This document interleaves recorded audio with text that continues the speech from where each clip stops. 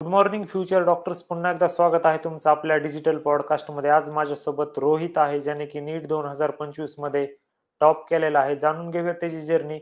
Rohit, please introduce your self. Hello, माझं नाव रोहित मते. मी संभाजीनगरचा राहणार आहे. मला नीटमध्ये 605 मार्क्स भेटले. तुला 10वीला 12वीला किती टक्के मार्क्स होते? तुझा कितवा अटेम्प्ट होता हा? मला 10वी मध्ये 96.8% होते आणि 12वी मध्ये 86.6 अटेम्प्ट आणि कितवा माझा होता हा तुझा? फर्स्ट अटेम्प्ट होता. फर्स्ट अटेम्प्ट म्हणजे किती मार्क्स आले तुला? 605. फर्स्ट अटेम्प्ट मध्ये तू 605 मार्क्स घेतलेस, ते पण इतका टफ पेपर असून. याच्या मागचं रहस्य काय आहे? याच्या मागचं रहस्य असं तर काही नाही आहे. मी तेच केलं जे टीचर सांगायचे 2 वर्ष, की लेक्चर्स मध्ये लक्ष द्यायचं, घरी जाऊन जे डीपीपी मॉड्यूल्स, काय क्वेश्चन बँक्स असते ते सॉल्व्ह करायचं, पेपर सॉल्व्ह करायचं, त्याचं अनालिसिस करायचं, काही डाऊट्स आले तर टीचर्सला विचारायचं, काही प्रॉब्लेम असले तर ते विचारायचं आणि त्याच्यावरतीच काम करत करत करत असं झालं. तू नीटची तयारी करत असताना तुझी जर्नी कशी राहिली? कसा अभ्यास केलास तू? डिटेल मध्ये सांग आमच्या व्ह्युअर्सला एकदा. 10वी नंतर तर मी आरसीसी स्कॉलरशिप टेस्ट दिली, त्याच्यामध्ये मला 100% स्कॉलरशिप भेटली.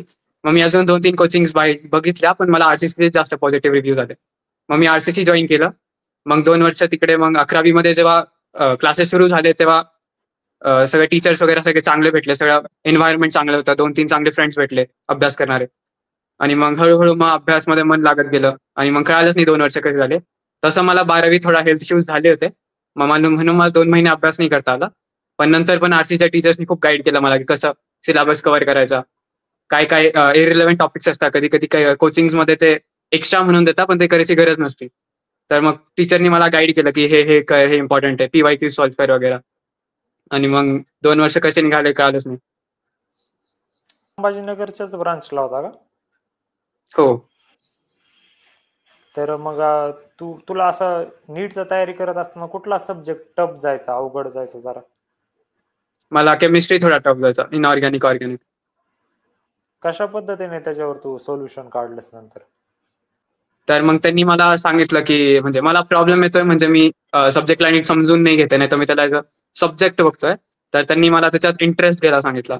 मग मी हळूहळू मग असं, म्हणजे मी आता फिजिक्स मला आवडतं, तर मी म्हणजे मी असं नोटीस केलं, मी दर कन्सेप्टमध्ये असं थोडं डीप जायचो. इन डिटेल जायचा तू?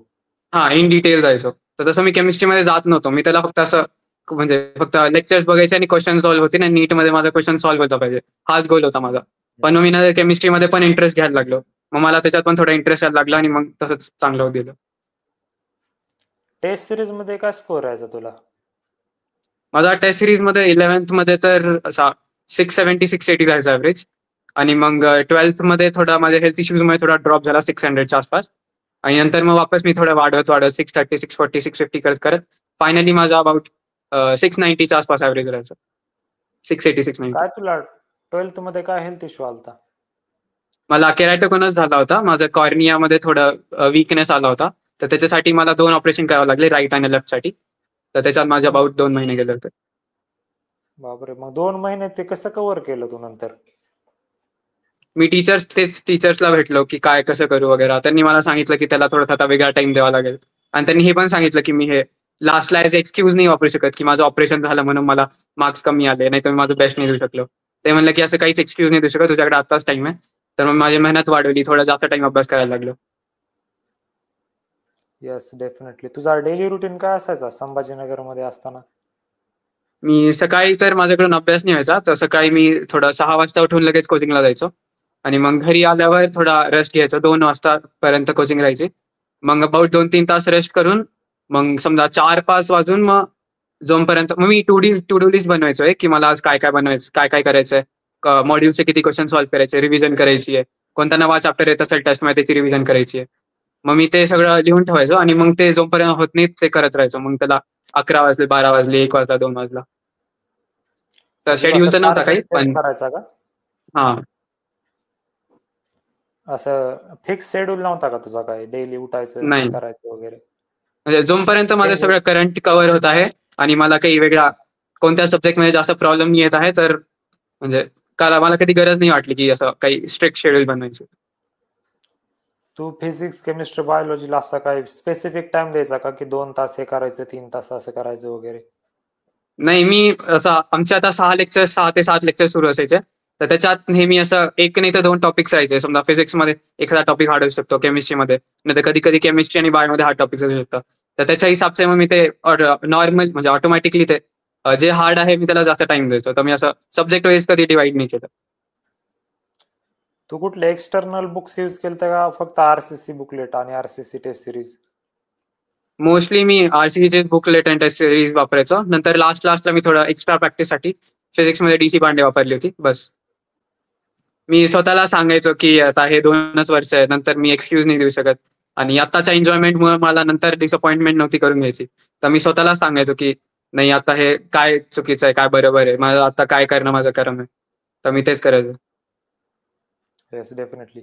जसं की तू सांगितलंस 2 महिने तू आजारी होतास, मग आता लास्टला सिलेबस कंप्लीट झाल्यानंतर बाकीच्यांकडे जास्त टाइम असतो, 2-3 महिने एक्स्ट्रा असतात. पण तुला ते 2 महिन्याचं पण कव्हर करायचं होतं. मग तू लास्टला कशा पद्धतीने रिव्हिजन केलं होल सिलेबसचं?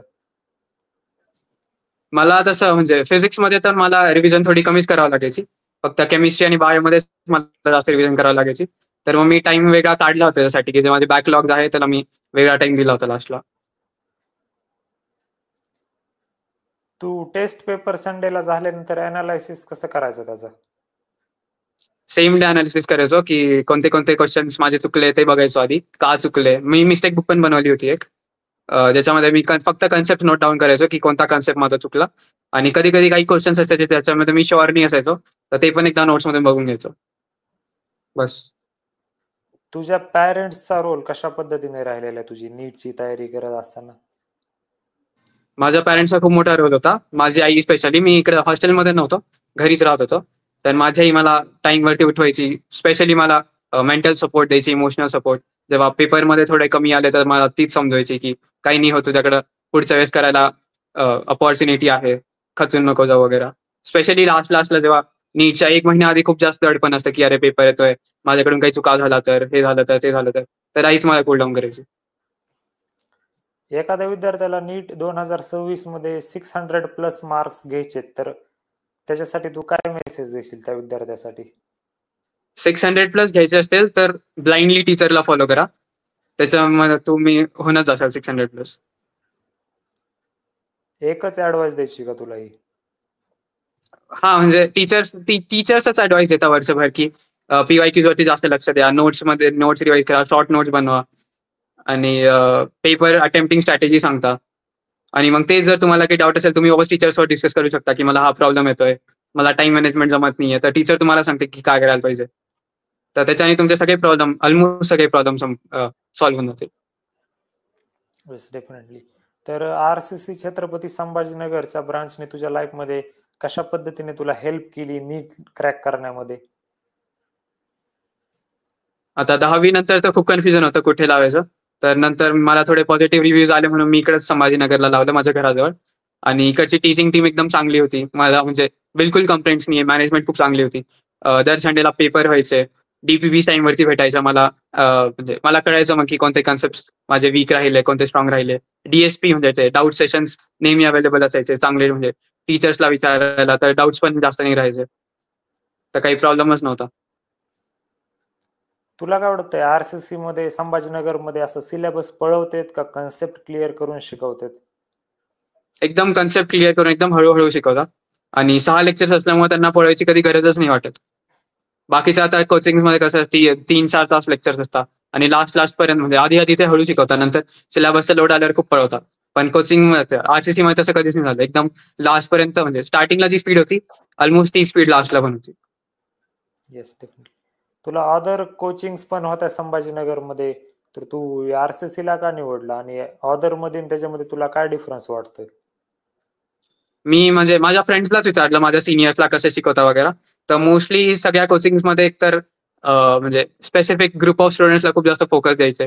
नाहीतर मग टीचर्स ते स्टुडंट ते बॅचेसचं बायफर्केशन पण बरोबर नव्हतं. तर खूप जास्त डिस्टर्ब व्हायचं. काही कोचिंगमध्ये DPVs पण नव्हते देत आणि फीस पण खूप जास्त होती. माझा तो पण एक प्रॉब्लेम होता. तर मग असं सगळं एलिमिनेट करत आरसीसीच मला बेस्ट वाटलं लास्टला. Yes, definitely. तू फायनल मेसेज काय देशील नीट 2026 आणि 27च्या विद्यार्थ्यांसाठी? आता नीट 2025चा पेपर थोडा अनएक्सपेक्टेड होता. सगळेच थोडे घाबरले असतील, पण घाबरून जाण्याची काहीच भीती म्हणजे काहीच रिझन नाहीये. आता कोचिंग पण त्यांचा हळूहळू त्यांचा पॅटर्न चेंज करतील. तसं आरसीचा पॅटर्न तर नेहमीच टफ पेपर साठीच बनलेला होता. तर अजून म्हणजे आरसीच्या पोरांना तर स्पेशली आता जास्त ऍडव्हान्टेज आहे. तर मला असं वाटतं की घाबरून जाण्याची काहीच रिझन नाहीये. टेन्शन नका घेऊ, स्ट्रेस नका घेऊ. फक्त तुमचं कन्सिस्टंटली जे चालू आहे ते चालू राहू द्या. बस. Yes, definitely. तर थँक्यू सो मच रोहित, तू टाइम दिल्याबद्दल. तर विद्यार्थी मित्रांनो आणि पालकांनो, अशाच पद्धतीच्या इन्स्पायरिंग नीट सक्सेस स्टोरीज पाहण्यासाठी आमच्या YouTube चॅनेलला सबस्क्राईब करा. Thank you so much.